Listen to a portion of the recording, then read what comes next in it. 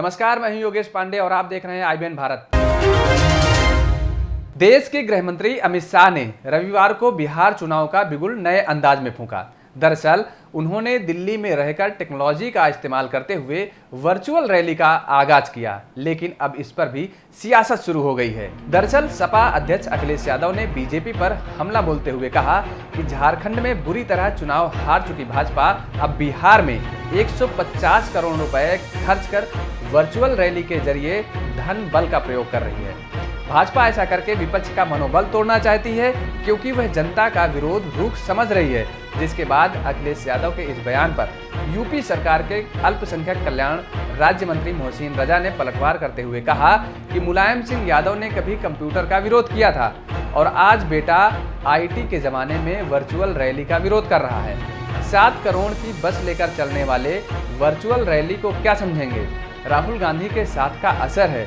बहुत कंफ्यूज हो गए हैं। अखिलेश अपने घर की महिलाओं से बिछड़ चुके हैं।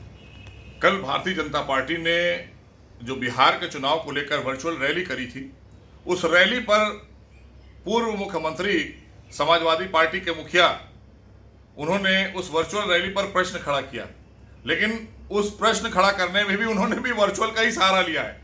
वर्चुअल के ही माध्यम से ही प्रश्न खड़ा किया है ट्विटर पे। तो इसलिए मैं उनको बताना चाहता हूं कि अभी कुछ साल पूर्व आप बच्चों को लैपटॉप बांट रहे थे, जो बच्चे पढ़ने वाले लिखने वाले थे उनको आप लैपटॉप बांट रहे थे, तो इसका मतलब है उसके पीछे आपकी मंशा अपनी पार्टी का प्रचार और अपनी फोटोग्राफ थी, वर्चुअल नहीं था। आप नहीं चाहते थे कि बच्चे इस टेक्नोलॉजी से पढ़ें, आप अपना प्रचार करने के लिए उस टेक्नोलॉजी का इस्तेमाल कर रहे थे। तो ये साफ हो गया है कि आप इन सब चीजों से, उससे पहले की बात मैं बताना चाहता हूं कि जब देश में कंप्यूटर आ रहा था तब आपके पिताजी ने उस कंप्यूटर का विरोध किया था कि ये कंप्यूटर से देश बर्बाद हो जाएगा और यहाँ ये ऐसा हो जाएगा वैसा हो जाएगा। तो आपने डिजिटल का भी विरोध किया, टेक्नोलॉजी का भी विरोध किया, आज आप वर्चुअल उसका भी विरोध कर रहे हैं, रैलीज का। अरे भाई, इससे तो समय भी बच रहा है, धन का दुरुपयोग भी बच रहा है, क्योंकि आप तो अपनी रैली में 7 करोड़ रुपए की बस बनवा कर खड़ी किए थे अपने मुख्यमंत्री आवास के बाहर, उससे आप प्रचार करने निकले थे। वो 50 मीटर भी नहीं चली थी, पता है आपको, और उसके बाद वो वहीं खड़ी हो गई थी। लेकिन 7 करोड़ रुपया तो उत्तर प्रदेश की जनता का बर्बाद किया था ना आपने। तो हम दुरुपयोग करने वाली पार्टी नहीं है। भारतीय जनता पार्टी हर चीज का सही इस्तेमाल जनहित में करती है।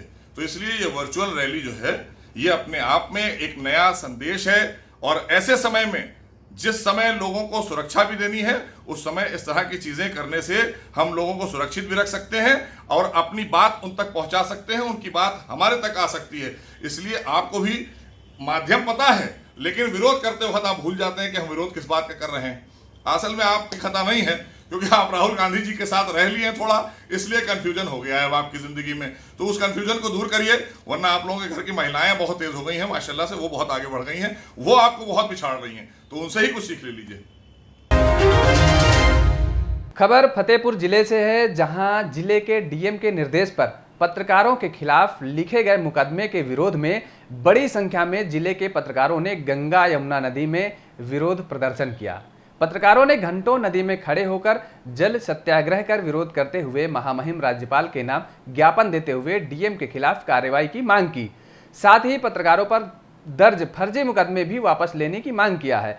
गंगा और यमुना नदी में अर्धनग्न होकर बड़ी संख्या में जिले भर के अलग अलग जगहों पर पत्रकारों ने जल सत्याग्रह किया।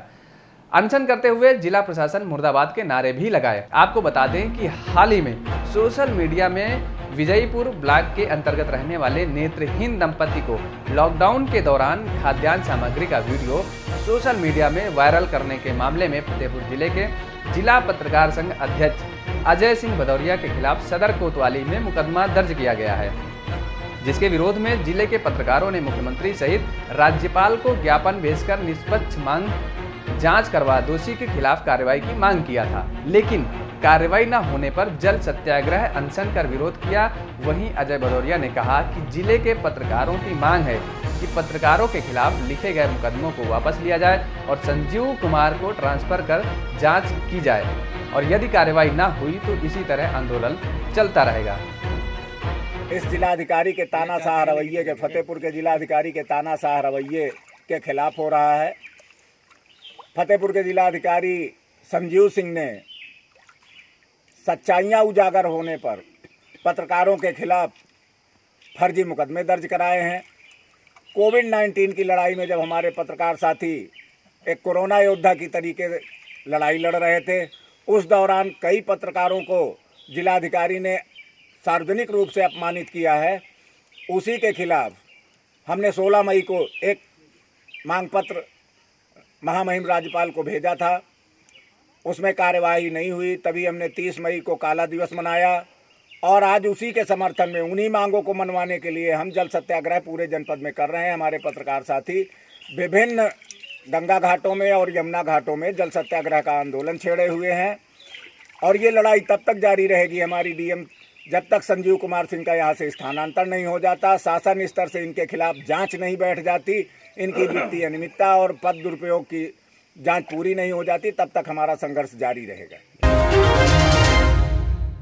प्रदेश सरकार के चिकित्सा एवं स्वास्थ्य परिवार कल्याण मंत्री जयप्रताप सिंह ने आज देवरिया जनपद का भ्रमण कर जिला अस्पताल का निरीक्षण किया। साथ ही संबंधित अधिकारियों को आवश्यक निर्देश भी दिए। चिकित्सा एवं स्वास्थ्य मंत्री जिला अस्पताल के निरीक्षण में टीकाकरण कार्य को प्राथमिकता के साथ किए जाने के निर्देश देते हुए कहा कि इसके द्वारा ही जेई व एईएस की बीमारी नियंत्रित किया जा सकता है। इस दौरान उन्होंने कोविड-19 के testing lab, isolation ward, JE AES ward, महिला सर्जिकल वार्ड में पहुंचकर भी जायजा लिया। मंत्री के निरीक्षण के दौरान जिलाधिकारी अमित किशोर के साथ ही आला अधिकारी मौजूद रहे। जिला से लेके सामुदायिक और प्राथमिक सबकी जाँच कर रहे हैं 3 महीना के लॉकडाउन के बाद, ताकि हमारे रेगुलर सर्वर्स जो हैं, इमरजेंसी सेवाएं और अन्य जो हमारी सेवाएं होते हैं, 3 महीना से जो लॉकडाउन हो गया था उसको चालू करने के लिए कौन से कार्यक्रम हमारे चल रहे हैं उसका जायजा लेने के लिए ये सारी चीज़ें जो अस्पताल के स्वास्थ्य विभाग से एक्टिविटी जुड़े हुए हैं इसका हम लोग। इसके अलावा जो है कल जो नोएडा में जो प्रेग्नेंट लेडी की डेथ हुई है, उसके बाद भी यूपी के जो भी जो डिस्ट्रिक्ट हॉस्पिटल है, सरकारी अस्पताल है, वहाँ पर भी वो व्यवस्था अभी फिलहाल बहाल नहीं हो पा रही। फिरोजाबाद में इस तरह घटना आई है, वहाँ भी मरीज भर्ती नहीं किया गया है। तो ऐसे में आप क्या एक्शन ले रहे हैं और क्या कार्रवाई करें कि व्यवस्था सुधरे सरकारी अस्पतालों में? हमें पीछे माननीय मुख्यमंत्री ने सभी सीएमओ से कल रात में वीडियो कॉन्फ्रेंसिंग किया था। हम लोग पिछले 1 महीने से जब से ये थोड़ा सा कंट्रोल में आया है कोरोना, तब से हम लोग इमरजेंसी सेवा को प्रारंभ करने के लिए और सीएमओ से लगातार बात कर रहे हैं। हर एक पेशेंट जो हमारे यहाँ पर आता है, चाहे कोरोना का हो चाहे जो भी, हमने मशीन भी अब उपलब्ध करा दिए हैं हर एक जनपद चिकित्सालय में और उनके जांच होने से ये पता भी चल जाता है वो कोरोना है कि नहीं है, उसका मालूम पड़ जाता है। इसलिए हमारे यहाँ तो हम लोगों ने बिल्कुल सख्ती से कहा है कि कोई पेशेंट को कहीं भी हमारे नहीं छोड़ना है। अगर वो आता है हमारे दरवाजे पर, उसका कोई भी उसका लक्षण आता है, उसके बाद उसका ट्रीटमेंट करना जरूरी है। नोएडा की बात जो आप कर रहे हैं उसकी जांच कमेटी तो बैठा दिया गया है, जिलाधिकारी के साथ बैठ के 3 सदस्य रिपोर्ट आ जाएगी। वो एक दुर्भाग्यपूर्ण घटना था क्योंकि उसमें वो कई प्राइवेट हॉस्पिटल में जाने के बाद हमारे संजय चिकित्सालय पर भी गए थे, जहाँ हमारे संजय चिकित्सालय के लोगों ने उसको मना कर दिया जो वो गलत था। उसी तरह और भी जगह जहाँ हम लोग पता चल रहा है। फिरोजाबाद का तो एक हमारे स्टाफ का कर्मचारी कंप्यूटर वाला जिनका देहांत हो गया था, वो उसमें कोरोना से देहांत हो गया था, उसकी तो अलग बात है, उसमें कोई ऐसी बात नहीं। मगर पेशेंट हमारे जिला अस्पताल से न जाए ये हमने सख्ती से कहा भी है। केजरीवाल जी ने कहा है कि दिल्ली के अस्पतालों में सिर्फ जो दिल्ली के लोगों का इलाज होगा, इस पर क्या कहेंगे आप? अब देखिए केजरीवाल जी क्या करते हैं, वहाँ के मुख्यमंत्री है, वो तो वो जाने, परंतु जिस व्यवस्था के अंतर्गत हम लोग उत्तर प्रदेश में हम लोग ने अपनी तैयारी की थी मार्च के फरवरी के अंत से लेकर अभी तक, और जितना हमने व्यवस्था बढ़ाया है कि इस भारी संख्या में 30 लाख के ऊपर जो हमारे यहाँ प्रवासी मजदूर भी आए हैं, फिर भी अभी उतनी संख्या हमारी कोरोना का नहीं निकला है जितना हम लोग को था कि इतना बहुत ज़्यादा बढ़ जाएगा। अभी हमने गाँव में जाके सामान्य तौर पर जिन जनपदों में ज़्यादा संख्या में लोग आए बाहर से, कुछ गांव को सिलेक्ट करके हमने 25-25 करके रैंडम सैम्पलिंग लेना शुरू कर दिया। आज की रिपोर्ट में है कि 58 जनपदों में हमने जो सैम्पलिंग लिया उसमें एक भी पॉजिटिव नहीं निकला गांव से, सीधा गांव से, ये जानने के लिए कि कहीं ऐसा तो ना हो कि गांव के अंदर ट्रांसमिशन शुरू हो गया। ऐसे जितने जनपद का सूचना हमको अभी आया है उसमें कोई भी पॉजिटिव नहीं निकला, तो एक अच्छा संकेत जाता है। बाकी हम लोग कॉन्टैक्ट ट्रेसिंग और जहाँ से भी लोग आ रहे हैं, हमारा गौतम बुद्ध नगर में तो ज़्यादा वहाँ से दिल्ली के लोग ज़्यादा आ रहे हैं, उसी की वजह से हमारा इन्फेक्शन वहाँ बढ़ जा रहा है। बाकी हमारे पूर्वांचल के एरिया में अभी एक प्रकार से सैंपलिंग का रेशियो स्लो है सर, लेकिन हाँ? सैंपलिंग जो हो रही है मतलब कलेक्शन स्लो है। हर यूपी में किसी जिले में देखेंगे नहीं, आप। देखिए ये आपका धारणा है कि स्लो है। आप इसमें बताइए कि उत्तर प्रदेश में क्या था सैंपलिंग का पहले। वैश्विक महामारी कोरोना के आने के पहले किसी के पास कोई सैंपलिंग का कितनी व्यवस्था थी ये किसी को पता नहीं था। सामान्य तौर पर जो आपके अन्य बीमारी हैं उनकी सैंपलिंग होती थी। एकाएक जब वो आया पूरे देश में सैंपलिंग और हमारे लैब को बढ़ाने की समस्या आई। उत्तर प्रदेश में हम जब 8 मार्च को पहला केस हमारा आया तो किंग जॉर्ज मेडिकल यूनिवर्सिटी में 200 से 400 हमारा सैंपलिंग एक लैब टेस्ट करता था। आज हमारे पास 29 लैब हो गए हैं। 12,000 से ऊपर हम प्रतिदिन सैंपलिंग कर रहे हैं। 8,000 पूल टेस्ट का हमने किया है, तो लगभग 30,000 का हमारा आज का दिन का कितना सैंपलिंग। और हमारा हर हफ्ते हमारे नए मशीन आ रहे हैं।